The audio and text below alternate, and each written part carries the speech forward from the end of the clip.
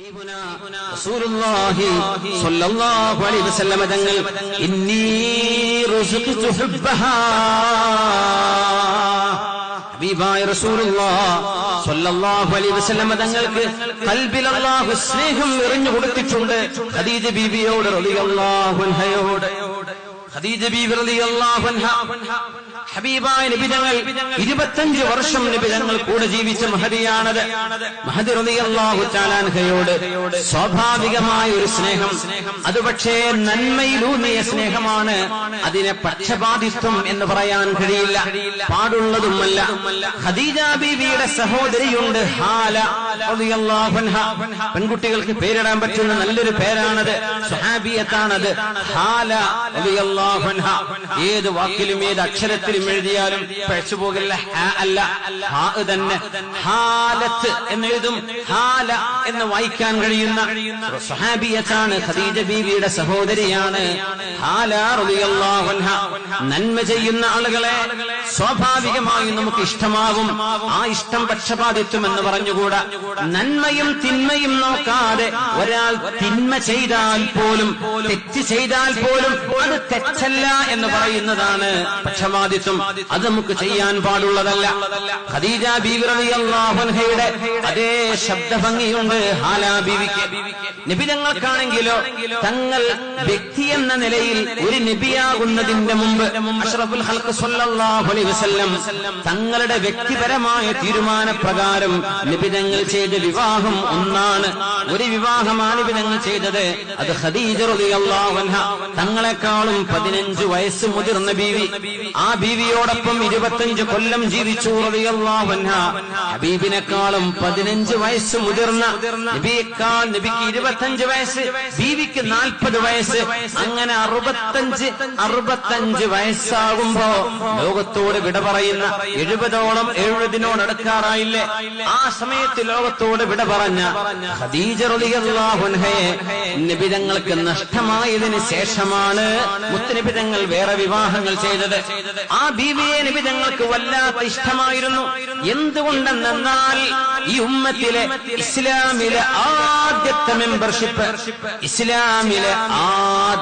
Membership, മുസ്ലിമാവാൻ ഈ ലോകത്തെ ഹബീബായ നബി തങ്ങൾക്ക് നുബുവത്ത് കിട്ടിയതിൽ പിന്നെ ആദ്യത്തെ മുസ്ലിം എന്ന മെമ്പർഷിപ്പ് കിട്ടിയത് അത് ആർക്കാണെന്നറിയുമോ?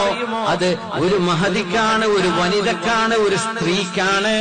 അത് മഹദിയായ നമ്മുടെ ഉമ്മയായ ഉമ്മുൽ മുഅ്മിനീൻ ഖദീജ റളിയല്ലാഹു അൻഹാ. ആ മഹത്വം ഖദീജ ബീവിക്കാണുണ്ടായത്. ആ ബീവിയാണ് ഇന്നക ലതസിലുർ റഹിം, നബിയേ ലാ യുഖ്സീകല്ലാഹു അഹദാ. എന്റെ പ്രിയപ്പെട്ട ഭർത്താവേ, അല്ലാഹു നിങ്ങളെ ഒരിക്കലും കൈവിടിയില്ല നബിയേ. ഇന്നക ലതസിലുർ റഹിം, നിങ്ങൾ കുടുംബബന്ധം ചേർത്തുന്നവരല്ലേ നബിയേ.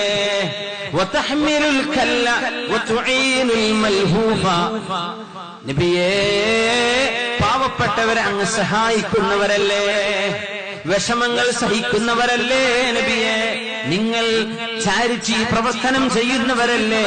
അങ്ങനത്തെ ഒരാളെ അല്ലാഹു കൈവിടിയില്ല നബിയേ എന്ന് ഹബീബിനോട് പറഞ്ഞ ആദ്യമായി അഷ്ഹദു അല്ലാ ഇലാഹ ഇല്ലല്ലാഹ് വ അന്ന മുഹമ്മദർ റസൂലുള്ളാഹ് എന്ന് ഷഹാദത്ത് ചൊല്ലിയ മഹദിയാണ് ഉമ്മുൽ മുഅ്മിനീൻ.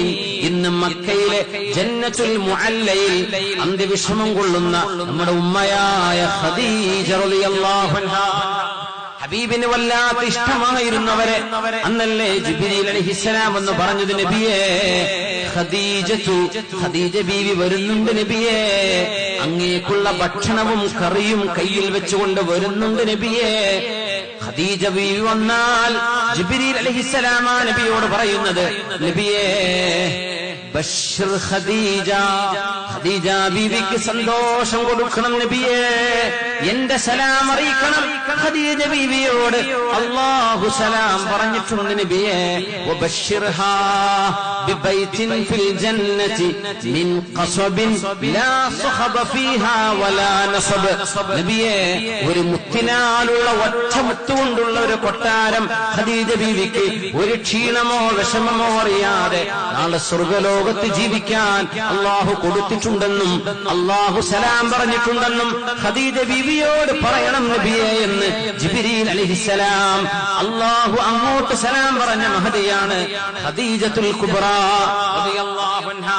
ഖദീജ ബീവിയുടെ വഫാത്തിന് ശേഷം നബി തങ്ങൾ ഇങ്ങനെ ബീവിയെ കുറിച്ച് പറയും, ഇന്നഹാ കാനത് കൈസ വകൈസ, എന്റെ ഖദീജ എങ്ങനെയായിരുന്നു, വല്ലാത്ത ഒരു മഹദിയായിരുന്നു, എന്റെ ഖദീജ എന്തൊരു നല്ല ഭാര്യയായിരുന്നു എന്ന് ബീവിയുടെ നന്മകൾ ഇങ്ങനെ പറഞ്ഞുകൊണ്ടിരിക്കും. വല്ലാത്ത ഒരു നന്മ, വല്ലാത്ത ഒരു ജീവിതം.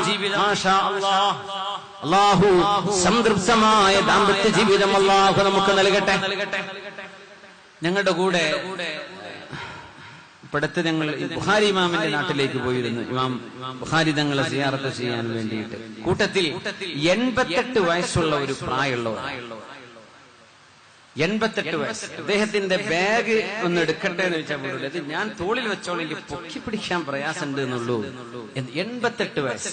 നല്ല സന്തോഷത്തോടെ ഉസ്ബെക്കിസ്ഥാനിൽ അവിടെ നിന്ന് അങ്ങോട്ടുള്ള യാത്രയിൽ ഒരാഴ്ച ഞങ്ങൾ ഒരുമിച്ചായിരുന്നു. സുബ്ഹാനല്ലാഹ്, വല്ലാത്തൊരു മനുഷ്യൻ. ഞാൻ അദ്ദേഹത്തോട് പറഞ്ഞു, ഞാൻ നിങ്ങളുടെ ഈ സംഭവം എവിടെയെങ്കിലും ഒന്ന് പറയുന്നു, ആയിക്കോട്ടെ എന്ന് സമ്മതം. മക്കളില്ല, ഡെപ്യൂട്ടി കളക്ടറായിട്ടാണ് വിരമിച്ചത്.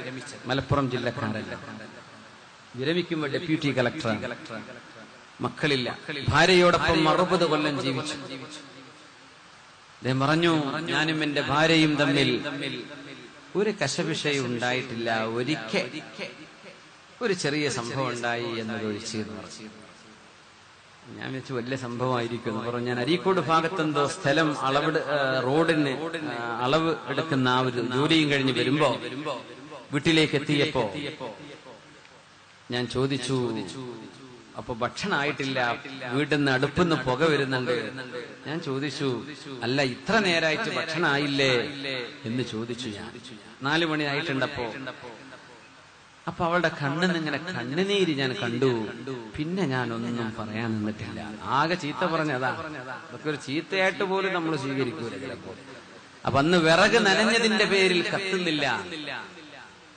അദ്ദേഹം പറഞ്ഞു, ഞങ്ങൾ സന്തോഷത്തോടെ കഴിഞ്ഞു. ആബിദത്തായ ഒരു പെണ്ണായിരുന്നു എന്റെ ഭാര്യ. ഞങ്ങൾക്ക് കുട്ടികളുണ്ടായില്ല, പക്ഷെ ഞാൻ വേറെ കല്യാണം കഴിച്ചതില്ല, അവൾക്കും വേണ്ട എന്ന് പറഞ്ഞു. ഞങ്ങൾ സന്തോഷത്തോടെ ജീവിച്ചു. എന്റെ ഭാര്യയെ ഞാൻ ഹോസ്പിറ്റലിലേക്ക് കൊണ്ടുപോകുമ്പോ 75 വയസ്സിൽ 75 വയസ്സുള്ളപ്പോ ആ ഭാര്യ മരിച്ചു. അവളെ ഹോസ്പിറ്റലിലേക്ക് കൊണ്ടുപോകുമ്പോ അവള് തലേന്ന് രാത്രി എന്നോട് പറഞ്ഞു, ഇന്ന് നമുക്ക് ഒരുമിച്ച് ഒരു ബെഡിൽ കിടന്നൂടെ എന്ന് ചോദിച്ചു. അങ്ങനെ ഞങ്ങൾ 2 ചെറിയ കട്ടിലിൽ ഒരു റൂമിൽ കിടക്കുന്ന ഞങ്ങൾ അന്ന് ഒരു ബെഡിൽ കിടന്നു. ഹോസ്പിറ്റലിലേക്ക് പോകുമ്പോ പറഞ്ഞു, നിങ്ങൾ എന്റെ അരികത്തു നിന്ന് വന്നിരിക്കോ, എനിക്ക് നിങ്ങളൊന്ന് നാച്ചണം. ആ ഒരു ഒരു മലപ്പുറം ഭാഷയിൽ സ്നേഹത്തോടെ പറഞ്ഞു. എന്നിട്ട് ദുആ ചെയ്തു, അല്ലാഹുവേ ഒരാഴ്ചയിൽ കൂടുതൽ എന്നെ ഈ ഹോസ്പിറ്റലിൽ കിടത്തരുതേ പടച്ചോനെ എന്നവൾ ദുആ ചെയ്തു. ഇനിയാണ് അത്ഭുതം. അങ്ങനെ ഹോസ്പിറ്റലിൽ കൊണ്ടുപോയി. അദ്ദേഹം പറയാ, ഒരാഴ്ച കഴിഞ്ഞു, പിറ്റേന്ന് ശനിയാഴ്ചയാണ്. ഞാൻ അന്ന് രാവിലെ ഖബർ കുഴിക്കാൻ ഓർഡർ ചെയ്തു. ഭാര്യ മരിച്ചിട്ടില്ല, ഭാര്യ ഹോസ്പിറ്റലിലാണ്. പക്ഷെ എന്റെ ഭാര്യ, അവൾ ആ പറഞ്ഞത് സത്യമാണ്. അവൾ ഒരാഴ്ച എന്ന് പറഞ്ഞാൽ അത് അങ്ങനെ തന്നെയാണ്. ഒരാഴ്ച തികഞ്ഞപ്പോ ഞാൻ നാട്ടിൽ ഖബർ കുഴിക്കാൻ ഏർപ്പാട് ചെയ്തു. ഖബർ കുഴിയൊക്കെ കഴിഞ്ഞപ്പോ കേട്ടു അവൾ വഫാത്തായി. അങ്ങനെ അവളെ കൊണ്ടുവന്നു, മറവ് ചെയ്തു. 7 ദിവസം അവിടെ ഖത്തപ്പുര ഉണ്ടാക്കി, അവിടെ ദുആ ചെയ്യിപ്പിച്ചു. മുതഅല്ലിമീങ്ങൾ വന്ന് ഖുർആനോദി. ഒരാഴ്ച ഖുർആനോദി. ഒരാഴ്ച കഴിഞ്ഞപ്പോ അവരൊക്കെ കുട്ടികൾ മുതഅല്ലിമീങ്ങളല്ലേ, അവർക്ക് അതിലിരിക്കാൻ പറ്റൂലല്ലോ, അവർക്ക് പിന്നെ ഇൽമു പഠിക്കണ്ടേ. അങ്ങനെയാണ്, ഇൽമു പഠിക്കണം. മുതഅല്ലിമീങ്ങൾ സാന്ദർഭികമായിട്ട് പറയാണ്, ഇന്ന് പല ദീനീ സ്ഥാപനങ്ങളും നമ്മുടെ നാടുകളിൽ വളരെ വലിയ പരസ്യം നടക്കുന്ന സ്ഥാപനങ്ങൾ പോലും മുതഅല്ലിമീങ്ങളെ മാർക്കറ്റിംഗിന് വേണ്ടി ഉപയോഗിക്കുന്ന കാലമാണ്. ഒരു വാളുണ്ടെങ്കിൽ തിരുവനന്തപുരത്തേക്ക് ബസ്സിനങ്ങോട്ട് ട്രെയിൻ ബുക്ക് ചെയ്തിട്ട് മുതഅല്ലിമീങ്ങളെ എല്ലാ സമ്മേളനത്തിന് മുമ്പിൽ നിരനിരയായി മലായിക്കത്തിങ്ങൾ ഇരിക്കാന്ന് വിചാരിക്കുക. മുതഅല്ലിമീങ്ങൾ മുഴുവൻ സദസ്സിൽ, നാട്ടുകാരില്ല. കൂലിക്ക് കൊണ്ടുപോവുക. അവര് പഠിക്കാൻ അവർക്ക് സമയം കിട്ടും. അവർക്ക് ഇൽമ പഠിക്കണ്ടേ, കിതാബോധണ്ടേ. നാട് മുഴുവൻ നടന്നാൽ പിന്നെ എപ്പോഴാ ഇതിന് സമയം കിട്ടുക? അത്യാവശ്യങ്ങളിൽ ഇടപെടണം, അത് ഇടപെടരുത് എന്നല്ല പറയുന്നത്. പക്ഷേ മുതഅല്ലിമീങ്ങൾ തഅല്ലും എന്ന പണി ചെയ്തിട്ടില്ലെങ്കിൽ പിന്നെ എപ്പോഴാ അത് ചെയ്യാം? അങ്ങനെ നടക്കുന്നൊരു ചൂഷണം പോലെ എന്ന് തോന്നിപ്പോകുന്നു. അല്ലാഹു അലം, അത് തെറ്റാണെങ്കിൽ തിരുത്തണം. അപ്പോ ഒരാഴ്ച കഴിഞ്ഞ് ഖുർആനോത്തൊക്കെ നിർത്തി പോയപ്പോ അദ്ദേഹം പറയാം, സുബ്ഹാനല്ലാഹ്, 8ാമത്തെ ദിവസം ഞാൻ അവളുടെ ഖബറിന്റെ അരികത്ത് ചെന്ന് ഒരു ജുസ് ഞാൻ ഓതി. എന്നിട്ട് ഞാനിങ്ങനെ ഖബറിന്റെ അടുത്തുനിന്ന് പറഞ്ഞു, അല്ലാഹുവേ, എന്തായിരിക്കും ആവോലെ അവളുടെ അവസ്ഥ ഖബറിൽ, എന്താണാവോ എന്ന് ഞാനിങ്ങനെ ഖബറിന്റെ അടുത്തുനിന്ന് അള്ളാഹിനോട് പറഞ്ഞിട്ട് പോന്നു. അന്ന് രാത്രി അദ്ദേഹം പറയുന്നത്, ഞാനും അദ്ദേഹവും ട്രെയിനിൽ, ഒരു ബുള്ളറ്റ് ട്രെയിനിൽ, നല്ല ഫാസ്റ്റ് ഓടിക്കൊണ്ടിരിക്കുന്ന ട്രെയിനിൽ താഷ്കെൻഡിൽ നിന്ന് ബുഖാറയിലേക്ക് സമർഖന്ത് വഴി കടന്നുപോകുന്ന ഒരു 3-4 മണിക്കൂർ യാത്രയിലാണ് അദ്ദേഹം ഈ ചരിത്രമൊക്കെ ഇങ്ങനെ പറഞ്ഞത്. വല്ലാത്ത കൗതുകം തോന്നി. അദ്ദേഹം പറഞ്ഞു, അന്ന് രാത്രി എനിക്ക് അല്ലാഹു ഒരു സ്വപ്നം കാണിച്ചു തന്നു. എന്റെ ഭാര്യ എന്നോട് വന്നിട്ട് പറയുന്നു, പിന്നെ എന്റെ കാര്യത്തിൽ നിങ്ങൾ വിഷമിക്കണ്ടട്ടോ, എനിക്കിവിടെ നല്ല സുഖാണ്. അതിൽ പിന്നെ ഞാൻ സങ്കടപ്പെട്ടിട്ടില്ല. ആ മനുഷ്യൻ ഇന്നും ആരോഗ്യത്തോടുകൂടെ ജീവിക്കുന്നു. അല്ലാഹു ആഫിയത്ത് കൊടുക്കട്ടെ. കുഞ്ഞാലൻ ഹാജി എന്ന് പറയും, പെരിന്തൽമണ്ണക്കാരൻ, പെരിന്തൽമണ്ണ കീശ്ശേരി കുഞ്ഞാലൻ ഹാജി, പഴമക്കാരായ ആളുകൾക്കറിയും. വളരെ സത്യസന്ധനായ മനുഷ്യൻ, ഹക്കിന്റെ മാർഗത്തിലല്ലാതെ ഒരു കൈക്കൂലിയോ ഒന്നും സ്വീകരിക്കാതെ ന്യായമായി സത്യസന്ധമായിട്ട് അന്ന് വലിയ ഗവൺമെന്റ് ഉദ്യോഗസ്ഥനായിരുന്ന കാലവും ഇപ്പോഴും എല്ലാ വിഷയങ്ങളിലും നാട്ടിലെ മഹല്ലിലൊക്കെ ഇടപെടുന്ന, ഒറ്റയ്ക്ക് ജീവിക്കുന്ന ഒരു മഹാൻ. അള്ളാഹു അദ്ദേഹത്തിനും ഭാര്യയ്ക്കും സ്വർഗ്ഗലോകത്ത് എത്തിച്ചേരാനുള്ള ഭാഗ്യം നൽകട്ടെ. നമുക്കെല്ലാവർക്കും അള്ളാഹു അതിന് ഭാഗ്യം നൽകട്ടെ. അതൊരു വല്ലാത്ത സന്തോഷകരമായ ഒരു അനുഭവം, വല്ലാത്തൊരു ജീവിതം. അദ്ദേഹം പറഞ്ഞു, റൂഹ് പറയുന്നത് സത്യമാണല്ലോ. അദ്ദേഹം ആദ്യം ഇങ്ങനെ പറഞ്ഞു തുടങ്ങി, ഒരു പ്രഭാഷകന് പല്ല് പോയാലും, പിന്നെ പറഞ്ഞു, ഒരു ഭർത്താവിന് ഭാര്യ നഷ്ടപ്പെട്ടാലും രണ്ടാളുടെ അവസ്ഥയും ഒരുപോലെയാണ് എന്ന് വെച്ച് എന്താ നിങ്ങൾ ഉദ്ദേശിച്ചത്? സങ്കടം തീരൂല, ജീവിതത്തിൽ സങ്കടമായിരിക്കും, ഒരു ഒറ്റപ്പെടലുണ്ടാവും. മക്കളൊക്കെ വലുതാകുമ്പോ ഉമ്മക്ക് മക്കള് കൂട്ടുണ്ടാവും. ഭർത്താവ് മരിച്ചാലും ഒരു ഉമ്മ മക്കളുടെ തണലിൽ ജീവിക്കും. പക്ഷേ ഭർത്താവ് ജീവിച്ചിരിക്കെ ഭാര്യ മരിച്ചുപോയാൽ തുണയായിട്ട് മറ്റാരുമില്ല. അതൊരു വല്ലാത്ത സത്യാവസ്ഥയാണ്. അതിന്റെ ഒരു വളരെ മനോഹരമായ ഒരു പരിപ്രേക്ഷ്യമാണ് ആ പെരിന്തൽമണ്ണ സ്വദേശിയായ കീശ്ശേരി കുഞ്ഞാലൻ ഹാജി. അള്ളാഹു അദ്ദേഹത്തിന്റെ സർവ്വ നന്മകളും അള്ളാഹു സ്വീകരിക്കട്ടെ. ഇനിയും ആയുസ്സും ആരോഗ്യവും ആഫിയത്തും അള്ളാഹു നൽകട്ടെ. ആമീൻ യാ റബ്ബൽ ആലമീൻ. നമ്മുടെ നാട്ടിലൊക്കെ അങ്ങനെ ഒരു അനുഭവം കാണുമ്പോ അത് ഒരു നന്മയാണ്. ആ നന്മ നിങ്ങൾ അറിയണം. ഇതുപോലെയുള്ള ജീവിതം നമ്മുടെ വീടുകളൊക്കെ സന്തോഷമാക്കാൻ നമ്മളെ കൊണ്ട് കഴിയുമാറാവട്ടെ. ആമീൻ യാ റബ്ബൽ ആലമീൻ. ഹാല റളിയല്ലാഹു അൻഹ. ഞാൻ എത്തിക്കൊണ്ടുപോവുകയല്ല, നമ്മൾ പരിപാടി തുടങ്ങിയിട്ട് 2 മണിക്കൂറും 15 മിനിറ്റുമായി. ഇനി ഞാൻ വളരെ കൂടുതൽ നീട്ടുന്നില്ല, ഒരു 10-15 മിനിറ്റിനകം അവസാനിപ്പിക്കുകയാണ്. ഹാല ബീവി മുത്തുനബി തങ്ങളുടെ അരികത്തേക്ക് വരുമ്പോ ഹാല ബീവിയുടെ സലാം കേട്ടാൽ നബി തങ്ങൾക്ക് ഓർമ്മ വരും ഖദീജ ബീവിയെ റളിയല്ലാഹു അൻഹ.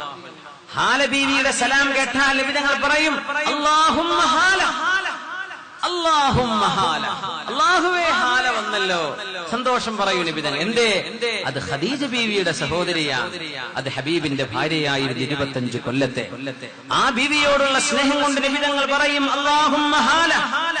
ആയിഷ ബീവി പറയുന്ന നബിയോട്, നബിയേ വല്ലാഹി മാ ഗിർതു മിൻ റഅത്തിൻ ഖത്തു കമാ ഗിർതു മിൻ ഖദീജ വഇൻ കുൻതു ലം അറഹാ. നബിയേ, ഒരു സത്യം പറഞ്ഞോട്ടെ നബിയേ, ഞാനല്ലാത്ത വേറെ ഭാര്യമാർ അങ്ങേക്കുണ്ടായിട്ടും എന്റെ കൂടെ സഹഭാര്യമാരായ അങ്ങയുടെ പത്നിമാരിൽ ഖദീജ ബീവിയോട് എനിക്ക് തോന്നുന്ന ദേഷ്യം പോലെ മറ്റൊരാളോടും എനിക്ക് ദേഷ്യം തോന്നാറില്ല നബിയേ. വഇൻ കുൻതു ലം അറഹ. ഞാൻ ഖദീജ ബീവിയെ കണ്ടിട്ട് പോലുമില്ല. ആയിഷ ബീവി ഖദീജ ബീവിയെ കണ്ടിട്ടില്ല. ഖദീജ ബീവിയുടെ മകളായ ഫാത്തിമ റളിയല്ലാഹു അൻഹ ആയിഷ ബീവിയെക്കാളും 2 വയസ്സ് മുതിർന്നവരാണ്. ആയിഷ ബീവി പറയും, നബിയേ, എന്നാലും ബീവിയോടുള്ള നിങ്ങളുടെ സ്നേഹം കാണുമ്പോ നബിയേ എനിക്ക് ഖദീജ ബീവിയോട് അസൂയ തോന്നാറുണ്ട് നബിയേ. നബി തങ്ങൾ പറയുന്നു, ആയിഷ ആയിഷ ഇന്നി റുസിഖ്തു ഹുബ്ബഹാ. എന്റെ ഖദീജയോടുള്ള സ്നേഹം അല്ലാഹു എന്റെ മനസ്സിൽ തന്നതാണ് ആയിഷ. ബീവി ചോദിച്ചിട്ടുണ്ട്, ആയിഷ ബീവി നബിയെ, ആ പ്രായമായ ഉമ്മയെക്കാളും ഉമ്മയോളം പ്രായമുള്ള ഖദീജ ബീവിയെക്കാളും ഒക്കെ നല്ല 1-ാം നമ്പർ ചെറുപ്പക്കാരി പെണ്ണിനെ, അതായത് എന്നെ എന്ന ആയിഷ ബീവി അല്ലാഹു നിങ്ങൾക്ക് തന്നിട്ട് പിന്നെ ആ ഖദീജ ബീവിയുടെ കഥ പറയേണ്ടതുണ്ടോ എന്ന് പറയുമ്പോ നബി തങ്ങൾ പറയും, ആയിഷ, എന്നാലും എന്റെ ഖദീജയോളം നിങ്ങളെ കൊണ്ടാർക്കും എത്താൻ കഴിയില്ല ആയിഷ. ഇന്നഹാ കാനത് കൈത വകൈത വറസഖല്ലാഹു മിൻഹാ ഔലാദ. അല്ലാഹു എനിക്ക് മക്കളെ തന്നിട്ടുണ്ട് ഖദീജ ബീവിയിലൂടെ. എന്റെ ഖദീജയെ പോലെ നിങ്ങൾ ആർക്കും ആവാൻ കഴിയില്ല. ഇന്നി റുസ്ഖിതു ഹുബ്ബഹാ. എനിക്ക് അല്ലാഹു ബീവിയോടുള്ള ഒരു സ്നേഹം തന്നിട്ടുണ്ട്, എന്റെ ഖൽബിൽ അല്ലാഹു അത് തന്നിട്ടുണ്ട് എന്ന് റസൂലുള്ളാഹി തങ്ങൾ സ്വല്ലല്ലാഹു അലൈഹി വസല്ലം. അത് നന്മയെ സ്നേഹിച്ചതിന്റെ പേരിലുണ്ടായതാണ്, ഒരു സ്വഭാവ ഗുണം ഇഷ്ടപ്പെട്ടതിന്റെ പേരിലുണ്ടായതാണ്. അത് പക്ഷപാതിത്വം എന്ന് ശറഅനെ സംബന്ധിച്ച് പറയില്ല. അതല്ല പക്ഷപാതിത്വം.